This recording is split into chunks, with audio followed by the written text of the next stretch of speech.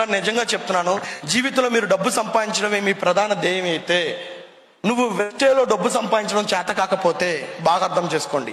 నువ్వు జీవితంలో డబ్బు సంపాదించడం నీ ప్రధాన ధ్యేయం అయితే, వెస్టేలో నీకు డబ్బు సంపాదించడం చేత కాకపోతే నీ ఆలోచనలోంచి డబ్బు సంపాదించాలన్న కోరికని చంపే.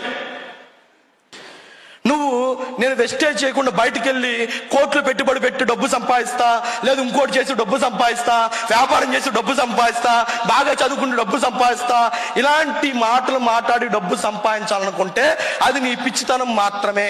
ఒరే బాబు, రూపాయి పెట్టుబడి లేని వ్యాపారంలోనే నువ్వు లక్షలు సంపాదించలేకపోతే లక్షలు పెట్టుబడి పెట్టి నువ్వేం పీకుతావయ్యా? నాకు అర్థం కాదు.